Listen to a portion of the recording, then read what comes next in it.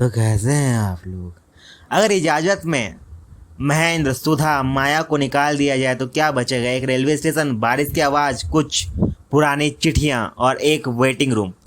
अजीब बात है ना, पूरी फिल्म इन्हीं चार चीज़ों पर खड़ी है। यही इजाज़त को बाकी प्रेम कहानियों से अलग बनाती है। ज़रा सोचिए, दुनिया की ज़्यादातर प्रेम कहानियाँ किसी शादी से शुरुआत होती है और या किसी बिछड़ने पर ख़त्म होती है, लेकिन इजाज़त की शुरुआत वहाँ होती है जहाँ ज़िंदगी पहले ही आगे बढ़ चुकी होती है। दो लोग जो कभी पति पत्नी थे, अब अजनबियों की तरह एक ही बेंच पर बैठे हैं।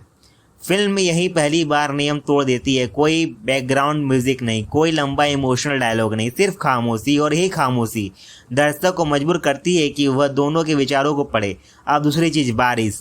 ध्यान दीजिए, बारिश इस फिल्म में मौसम नहीं है। जब भी कहानी अतीत की ओर मुड़ती है, बारिश मौजूद रहती है। जब भी कोई रिश्ता टूटता है, बारिश मौजूद रहती है। जब भी कोई फैसला दिल में लिया जाता है, बारिश मौजूद रहती है। मानो आसमान उन आंसुओं से भर रहा हो जो वे तीनों किरदारों की कहीं खुलकर रो नहीं पाए। अब तीसरी चीज़, चिट्ठियाँ। आज अगर यही कहानी बनाई जाए तो शायद व्हाट्सएप चैट होती, स्क्रीन होता, लास्ट सीन होता, ब्लॉग होता, लेकिन इजाज़त की दुनिया में चिट्ठियाँ हैं। और चिट्ठियों की सबसे बड़ी खासियत क्या होती है? उन्हें भेजने के बाद वापस नहीं लिया जा सकता। बिल्कुल रिश्तों की तरह, एक बार शब्द बाहर निकल गए तो वे हमेशा किसी न किसी दिल में रह जाते हैं। यही वजह है कि इन फिल्म में चिट्ठियाँ सिर्फ कागज़ नहीं, तीसरा किरदार है।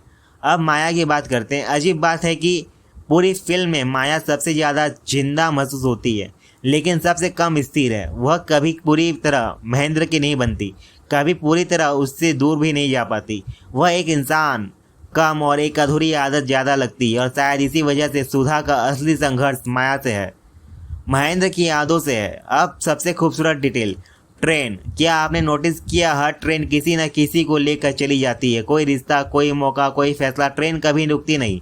और निर्देशक शायद यही कहना चाहता है, जिंदगी भी किसी का इंतजार नहीं करती। आप चाहे अतीत पकड़ कर बैठे रहो, समय अपनी पटरी पर चलता रहता है। फिल्म का सबसे बड़ा कमाल क्लाइमैक्स नहीं है, सबसे बड़ा कमाल यह है कि यहाँ कोई जीतता नहीं, कोई हारता नहीं। महेंद्र को सुधा नहीं मिलती, सुधा अतीत नहीं मांगती, माया वापस नहीं आती, फिर भी कहानी अधूरी नहीं रहती। क्यों? क्योंकि इजाज़त प्रेम कहानी नहीं, क्लोज़र की कहानी है। यह उन लोगों की कहानी है जो एक दूसरे से नफरत करके अलग नहीं हुए, बल्कि एक दूसरे को समझते समझते दूर हो गए। और शायद यही सबसे मुश्किल बिछड़ना होता है। इसलिए इस फिल्म का सबसे ताकतवर संवाद कोई लिखा हुआ डायलॉग नहीं, बल्कि वह पल है जब दो लोग समझ जाते हैं कि कुछ रिश्तों को बचाने की कोशिश करते करते उन्होंने खुद को खो दिया। तब वे एक दूसरे से प्यार नहीं कर मांगते, कोई वादा नहीं मांगते, कोई दूसरा मौका नहीं मांगते। वे सिर्फ एक चीज़ मांगते हैं, इजाज़त आगे बढ़ने की, याद रखने की, और बिना नफरत के एक दूसरे को हमेशा के लिए अलविदा कर देने की। शायद इसी वजह से इजाज़त देखने के बाद कहानी याद नहीं रहती, बस एक अजीब सी खामोशी बहुत देर तक हमारे साथ चलती रहती है। दोस्तों, यहीं तक था आज का वीडियो को अगर पसंद आया हो तो प्लीज़ सब्सक्राइब करें। मैं 1000 सब्सक्राइबर का गोल बना के चल रहा हूँ, तो प्लीज़ अपने दोस्तों से भी सब्सक्राइब कराएं ये चैनल। और मिलते हैं अगले वीडियो में, तब तक के लिए अपने परिवारजनों का ध्यान रखें। धन्यवाद।